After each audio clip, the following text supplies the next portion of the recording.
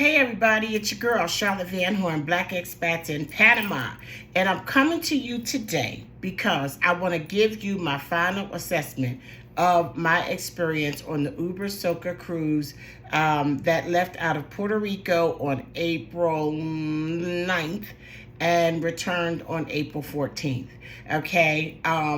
As some of you know, I had planned a group trip from November 11th through November the 16th. And basically, I went on this tour ahead of time because I had a kind of idea what the cruise would be like, but I needed to see it for myself so that I could have a real account, real up close and personal account, and know that it was a good fit for our constituency and our brand. Okay, so I tell you up front that at the end of the day, I decided that it's not. Okay, and so we're not going to do the group tour on the November 11th cruise. I'm not telling you not to go. I'm telling you that once I put all of my information together, I just decided that probably this would not be the best fit for our constituency. So let me tell you about the cruise. Okay, I had a blast. Okay, let me just say that right up front. I'm not even playing with you when I tell you that I had a blast. So let me just tell you some of the things that contributed to that. The first thing that happened was the onboarding. Okay, so if you've seen any of the videos or got any of the photos of the onboarding, it was not pretty. We came up to the terminal and it was just very chaotic. Fortunately, we had some VIP, passes, and we were able to go buy a lot of that. But, to the point where I never let my luggage out of my sight. I drug my luggage all the way to the room because I wasn't secure in the, that it was going to make it, okay? And so got through that. And one thing I have to say about that, for the lines and everything that we had, it was totally amazing how nobody lost their shit. Everybody was cool about it. I would say the one thing that was really kind of consistent this whole tour, that whole cruise, I just didn't see nobody cut up and act a fool. Not at all. Not one time. And really, honestly, that was one of my concerns. One of my concerns going on this cruise was that I was going to be the only old lady on there. Wrong. Lots of older people, say 50 plus, were on there. Found some people on there that actually knew me from Black Expats in Panama. So that was a pleasant surprise. The other thing I thought was going to be a lot of young people, and young people get to drinking and turning up, especially when you start talking about liquor really flowing and, get the wanting to fight and that crazy. None of that. Not one time did I see one issue like that, okay? And so that was definitely a plus. The Norwegian ship that we were on was the Epic, and, I thought the food was pretty good, but I just... The ship itself, the rooms were like so tight. My room was anyway. The ship was just you know what I mean? But it was nice. It was nice.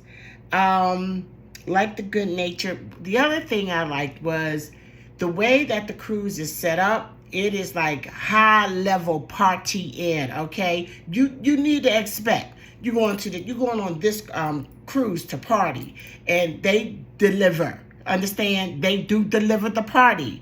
But what I really liked about the way it is set up is that you can jump in and out of the party. You know what I mean? Because I was like bebopping quite a bit, but when I wanted some quiet time, it wasn't real hard for me to find that. So me and my lovely assistant, Karen, we were able to bop in and out and fit in where we wanted to during the whole cruise, and that was awesome.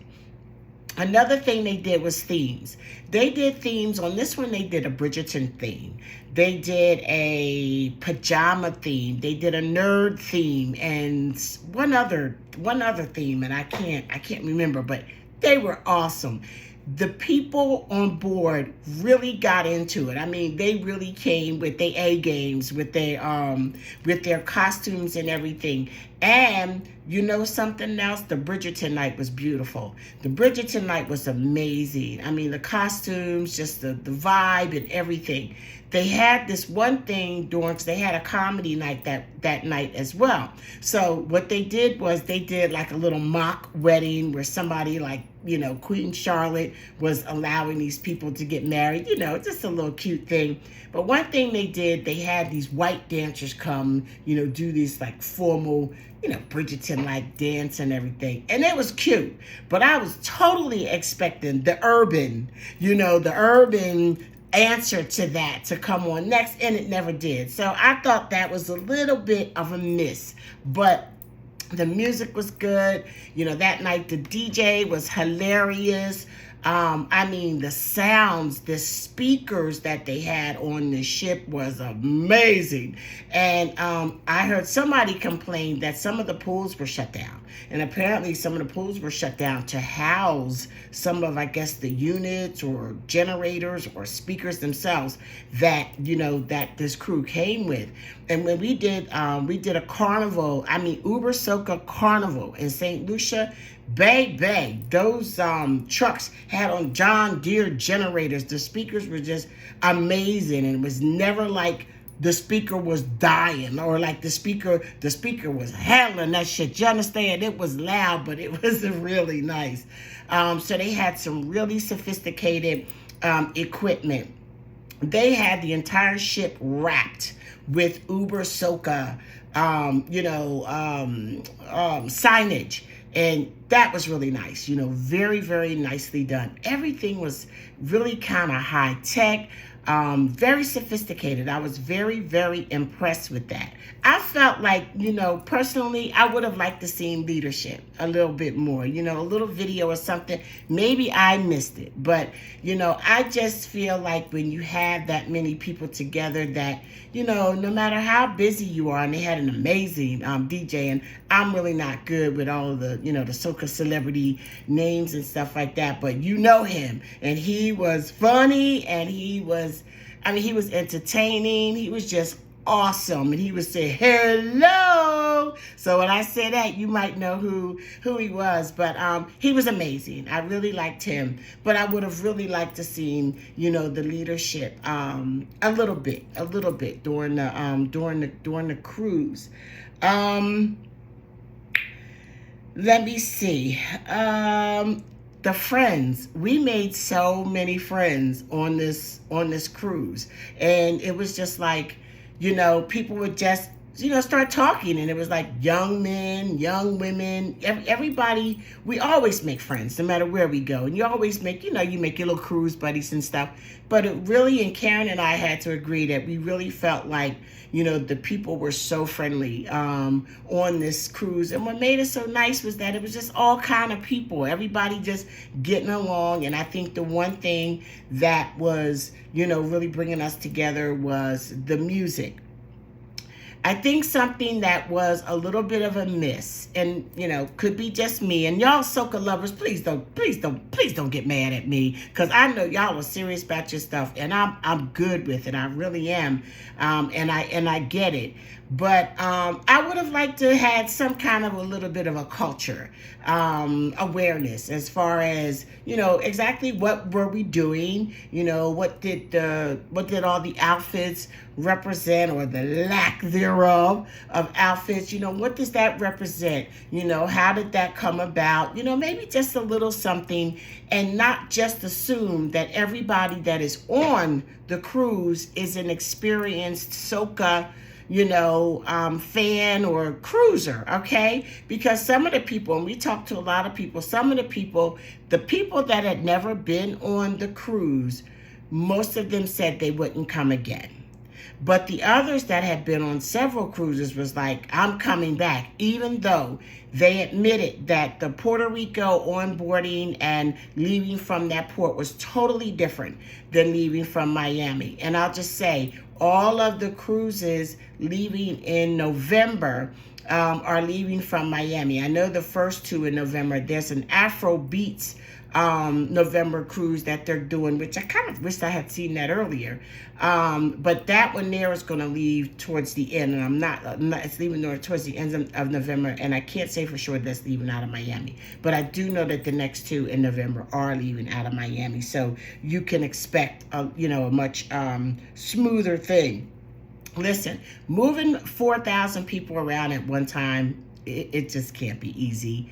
I mean, like I said, I give them like such a high mark on logistics because they put a lot of work into this, y'all. Let me tell you something. Whenever you're going into on an island, really taking over, it was a Ubersoca Carnival, y'all. I mean, people from St. Lucia were lined up, like a big parade, coming through. And I mean, security was abundant. And I just looked around, and as an event planner myself, I just saw the excellence that in the detail that must have went into making all that happen. And I mean, as far as them starting things on time and stuff, that seemed like pretty good.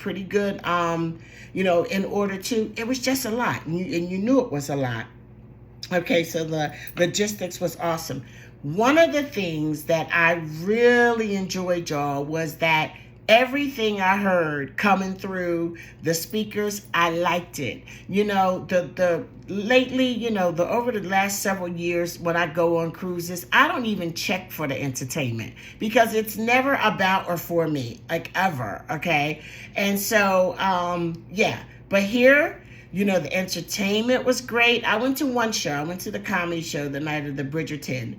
And then they had like other things happening off the ship, and some of the other things I didn't do. Like I said, you could jump in and jump out as you see fit.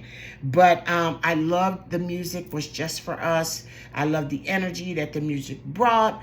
And I loved the fact that the entertainment was so good. Okay. I would definitely advise trip insurance. I talked to a lady, one of the black expats in Panama, and she was telling me about some kind of like trip insurance that you can get for the year, which will cover your international travel for the whole year.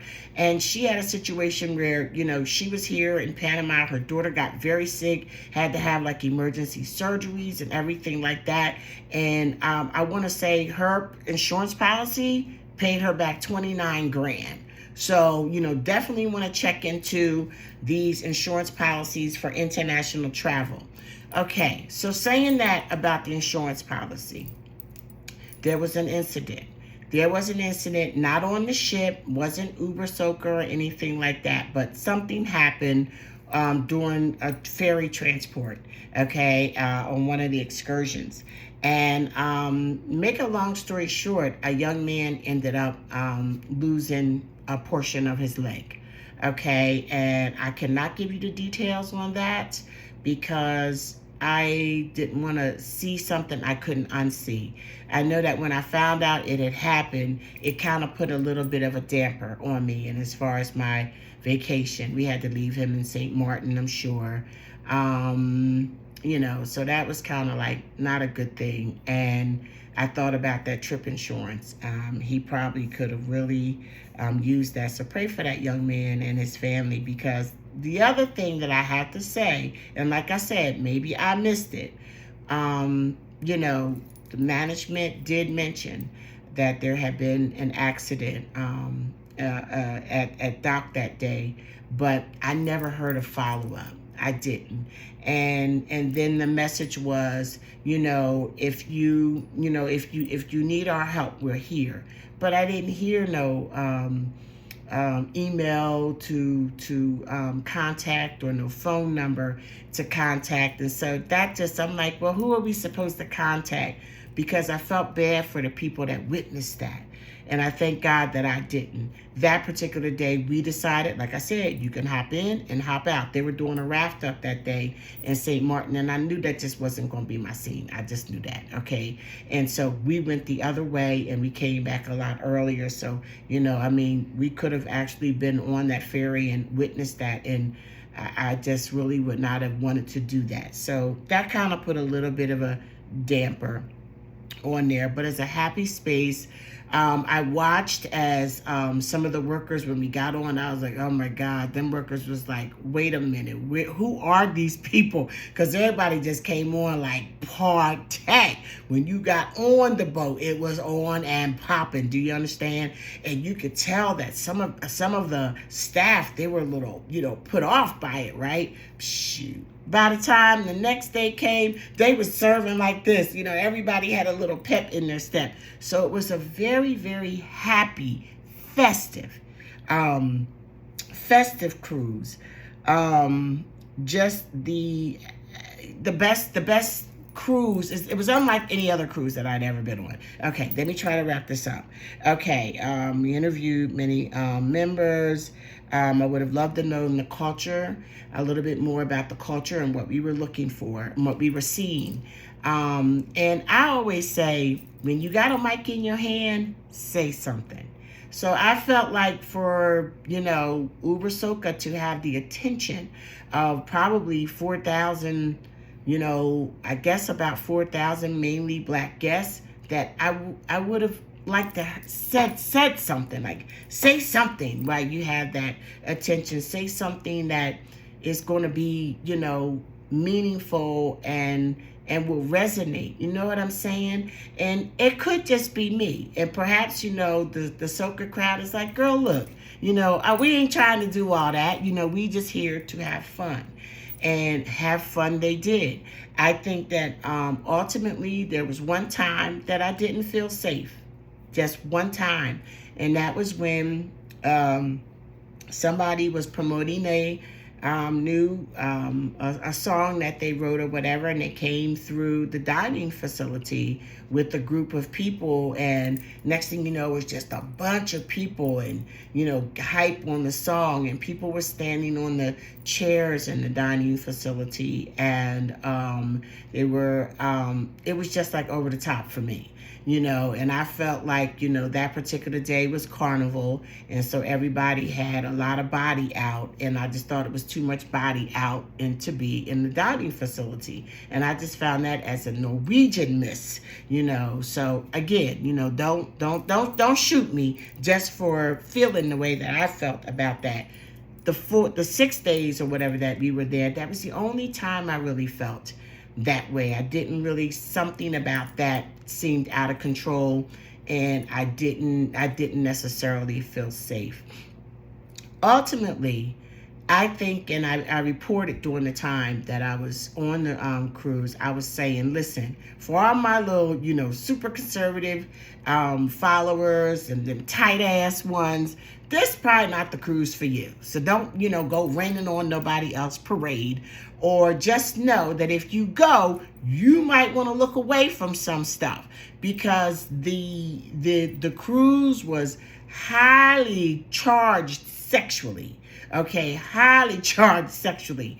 And I'm sure that people that do Ubersoca cruises or events know exactly what I'm talking about. For those that never have, just know that you can expect that. And if that's going to be a problem for you, then this is probably not your cruise. But overall, if I had to give the cruise a rating,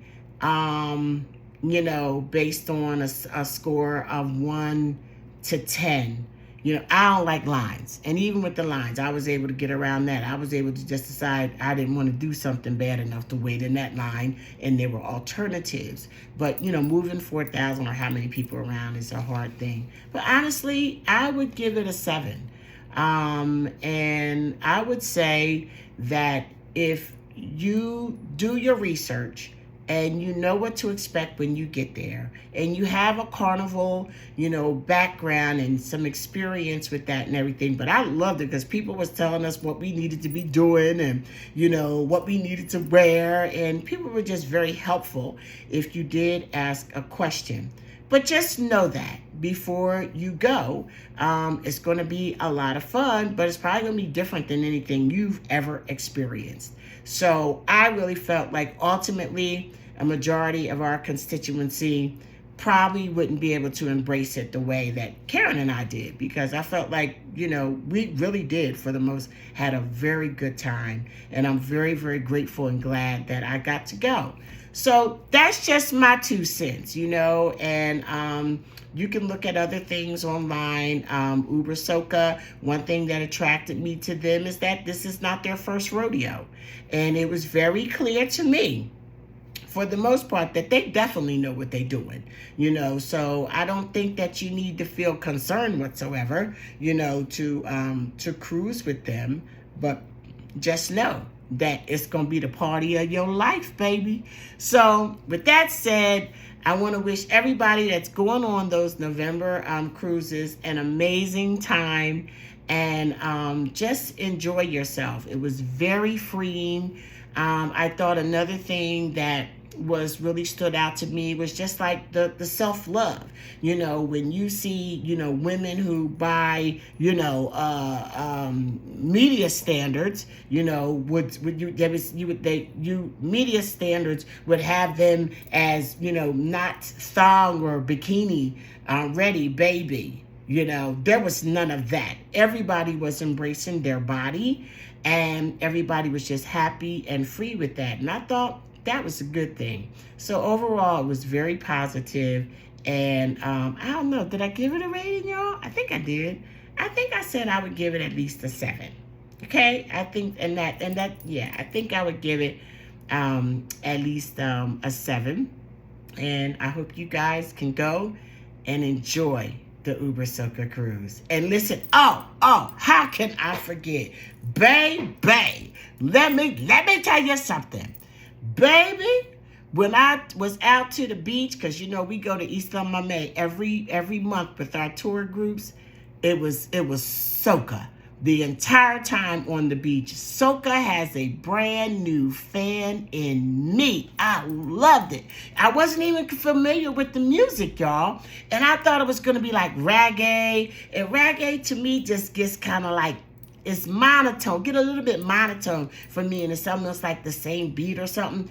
But I like the tempo, I like the bass, and I like the groove of the soca music. And it kind of reminded me of it. For me, I felt like house music somewhat. Somebody else from Chicago was like, nah girl, this ain't, this is not house. I like house. And I felt like I had a house vibe from it, and all I know is it kept me dancing the whole time. So listen, that's all I got to say. Sorry I talked so long, but I really hope that the information that I'm giving is enough for you to make an informed decision about taking this cruise, and I hope that you do consider supporting this Black-owned business. Thank you. This is Charlotte Van Horn, Black Expats in Panama, signing off.